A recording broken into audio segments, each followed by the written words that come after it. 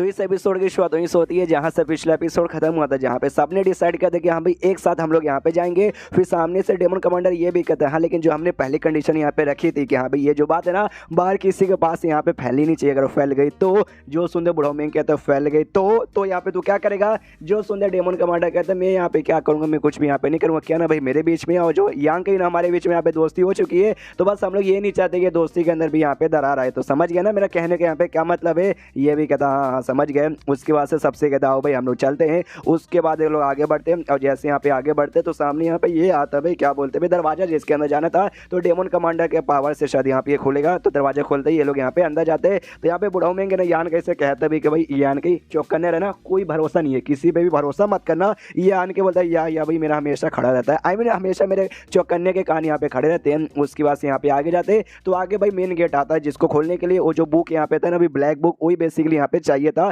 तो यान कैसे कहते हैं कि हाँ भी इसकी आगे तो तुम ही खोल सकते हो कि भाई तुम्हारे पास से ब्लैक बुक। तो यहाँ पे ब्लैक बुक निकालता और निकालते ऐसे यहाँ पे इंजेक्ट करता दीवार पे, और जैसे करता ना दीवार यहाँ पे बोल सकते भाई खोलता या फिर टूटता है दोनों, बस खुल ही जाता है ऐसा समझो। और जैसे खोलता अंदर से पूरा उजाला आता है और आसपास देख सकते हो भाई ये लोग बहुत ही अजीब सी जगह पे खुद को पाते, लिटरली सफेद ऊपर से लेके नीचे से लेके दाएं से बाएं हर जगह पे पूरा सफेद ही सफेद यहाँ पे हो चुका है। फिर बुढ़ाऊ सामने से पूछता है लेकिन तेरा ब्लैक बुक है ना तेरे पास। ये आन के बोलता मेरा ब्लैक बुक, हाँ मेरा ब्लैक बुक मेरे पास यहाँ पे वापस आ गया। ये भी कहता है गुड गुड, मुझे डर लगा था कहीं तेरा ब्लैक बुक यहाँ पे गायब ना हो जाए। और तभी सामने से नील को हवा में एक शिप दिखाई देता है, एक टूटा फूटा से यहाँ पे शिप था। सामने से सबके सब देख के हिल जाते हैं, अरे बाप रे ये तो शिप है। और ये जो शिप था ना जो भी शिप का जो भी बोले ऊपर से लेके नीचे तक जो मटेरियल जिससे बना था ना सारे के सारे मटेरियल यहाँ पे सैंड ग्रेड के मटेरियल यहाँ पे यूज हुए थे, यानी वाकई में ये शिप काफी हाई ग्रेड का था। तो ये लोग भी देखते अच्छा भाई तो ये है सामने से भाई वो हिडन सीक्रेट जो सामने से द ग्रेट डेमन गॉड यहाँ पे छोड़ के गए। सामने से बुढ़ाऊ कहता नहीं यार ये तो कोई टूटी फूटी सी शिप यहाँ पे लग रहा है, कोई ट्रेजर तो मुझे बिल्कुल भी लग नहीं रहा। ये आन के सोचता नहीं भाई सामने से यार टूटी फूटी शिप नहीं हो सकता, ट्रेजर तो यहाँ पे पक्का होना चाहिए। बाकी डेमोन्स जो था ना भाई वो लोग भी कहते हैं अभी इसके अंदर शिप के अंदर पक्का कोई ना कोई ट्रेजर होगा जो ग्रेट डेमन गॉड ने छोड़ा होगा, हमें जाके चेक करना चाहिए। तो जो भी यहाँ पे डेमोस था सबका सब शिप को यहाँ पे जाने लगते हैं। तो बुढ़ाऊ मेंग भी कहते भाई अपुन भी यहाँ पे जाएगा तो भी यहाँ पे जाते हैं। लेकिन जैसे जाते हैं ना शिप के आसपास यहाँ पे एक अजीब सा प्रोटेक्शन लगा था जिस जरिए वो लोग यहाँ पे जा नहीं पाते, शिप में जा नहीं पाते, प्रोटेक्शन से टकराते और ढाप से यहाँ पे गिर जाते हैं। मालूम चलता प्रोटेक्शन और किसी चीज का नहीं बल्कि द ग्रेट डेमन गॉड था ना भाई उसी का ऑरा के यहाँ पे बना हुआ था। सामने से यान के भी पहचान जाता है और ये जो भी डेमोस था ना ये डेमोस भी पहचान जाते हैं, अरे बाप रे तो द ग्रेट डेमन गॉड का ये ऑरा है।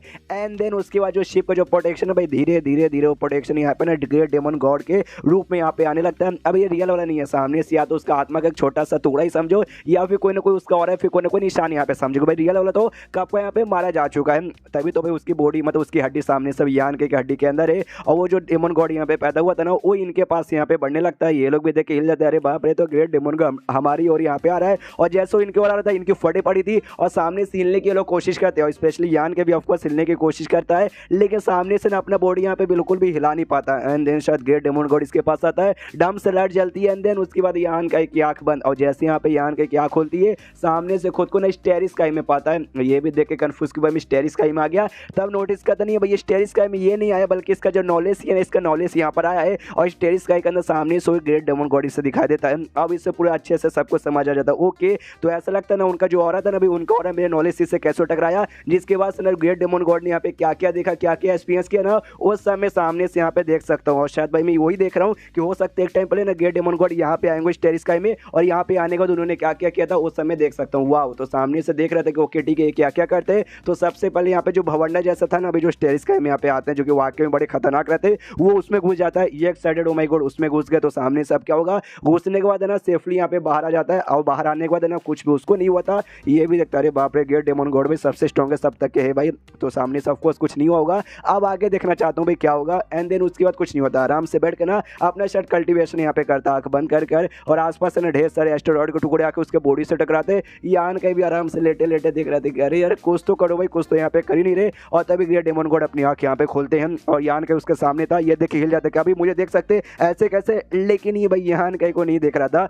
वो बेसिकली यहाँ पे एक शिप आ रहा था, वही शिप है जिसको अभी अभी हमने यहाँ पे देखा उसके पास यहाँ पे उड़ते हुए निकल जाता है ग्रेट डेमन गॉड। इसके भी सांस में सांस आती कह रहे बाप रे 2 सेकंड के लिए तो मेरी फट के हाथ में आ गई थी। और जो ग्रेट डेमन गॉड था ना वो शिप को यहाँ पे और कुछ नहीं करता बल्कि खाली शिप का यहाँ पे पीछा कर रहा था। और जो यान का ये अपना ग्रेट डेमन गॉड का पीछा कर रहा था, यान का भी सोचता भी ये तो खाली पीछा किए जा रहे, सामने से कुछ यहाँ पे कर ही नहीं रहे। एंड देन जो शिप है ना जो तोंगशान दुनिया ना तोंगशान दुनिया के पास आके यहाँ पे रुक जाता है जो कि बाहर से देखने से बिल्कुल हमारे पृथ्वी जैसा यहाँ पे लगता है। और जिसे देखते हैं ना सामने से ये भी कहता है ग्रेट डेमन गॉड की अरे यार ये तो वापस से मैं तोंगशन दुनिया पे आके यहाँ पे रुक गया। आपको अभी भी कहानी अच्छे से समझ नहीं आई, मैं आपको शॉर्टकट में और भी अच्छे से समझा देता हूँ। बेसिकली जो हमारा ग्रेट डेमन गॉड था ना भाई, अरे बहुत ही ज़्यादा स्ट्रॉन्ग यहाँ पे बन चुका था, इतना स्ट्रॉन्ग कि उसको यहाँ पे रह के ना बहुत ही ऐसा बोरिंग लगने लगा था। इसलिए दुनिया छोड़ के जो टेरिस का है ना यहाँ पे आके आराम से घूम रहा था, जैसे कि हमने देखा था स्टार्टिंग में यान के भी देख रहा था उसे घूमते घूमते। एंड देन उसके बाद उसको एक अजीब सी शिप दिखी जो कि दूसरे दुनिया से आ रहा था और आती भाई तोंगशन दुनिया के पास यहाँ पे वापस आ जाता है, जिसे देखते कहते हैं यार ये तो वापस से मेरे तोंगशन दुनिया पे आ गए।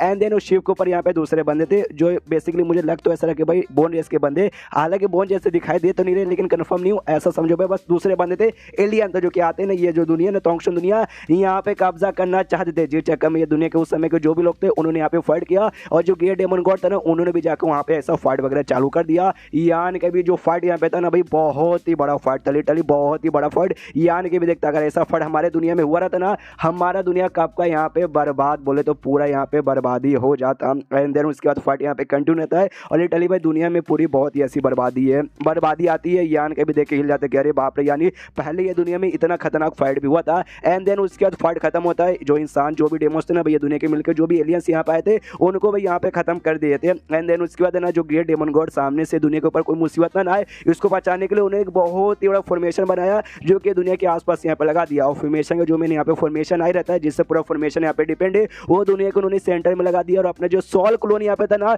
उसके प्रोटेक्शन के लिए वहाँ पे छोड़ दिया। अब आपको यहाँ पे समझ आया होगा जहाँ पे यान के गया था, जहाँ पे सॉल क्लोन उसका था, उसने भाई पूरा पिलर्स यहाँ पे बर्बाद कर दिया था। सॉल क्लोन ने ये भी कहा था कि भाई बर्बादी आएगी अगर तुमने सामने से यहाँ पे तोड़ दिया, यही बर्बादी थी। यानी उसको तोड़ने से ये जो पूरा दुनिया का फॉर्मेशन था ना पूरा फॉर्मेशन यहाँ पे बर्बाद हो चुका है। यानी आगे चल के दूसरे दुनिया के ना बोन रेस के बंदे या फिर दूसरे दुनिया के और खतरनाक बंदे यहाँ पे आ सकते हैं। बेसिकली ये पूरी ऐसी यहाँ पे कहानी थी, अब शायद आपको अच्छे से समझ आ गया होगा। एंड देन उसके बाद आते हैं भाई ये जहाँ पे लोग बेहोश हुए थे, सारे बंदे बेहोश हुए थे और सबको भी ना सामने से पूरी की पूरी कहानी दिखी थी। जो यहाँ पे यान के नहीं देखा ना अभी, ये सारी चीज इनको भी यहाँ पे दिखी थी। सिनेली की भी आँख खुलती वो भी समझ जाती है। एंड देन जैसी आँख खुलती है ना वो देखती है सारे बंदे ना आसमान में कुछ देख रहे, आसमान में बेसिकली यान के था और उसके आसपास वही डार्क एनर्जी अभी भी यहाँ पे घूमे जा रही है। सिनेली समझ जाती है कि हमें उन्हें डिस्टर्ब करना नहीं चाहिए, शायद ना उनको ग्रेट डेमन गॉड द्वारा कोई बहुत ही कमाल की बेनिफिट मिलने वाली है। यहाँ पे जो बुढ़ो में ना वो कहता है डेमन कमांडर से पीछे हटो भाई। यान कैसे यहाँ पे पीछे हट, जो सुनते वो कहता है यार आपको क्या लगता है कि भाई मैं उसको अटैक करके उसको यहाँ पे खत्म कर दूंगा। अरे यार ये दुनिया की क्या हिस्ट्री थी ना मैंने भी यहाँ पे देख लिया, मुझे भी मालूम चल चुका है।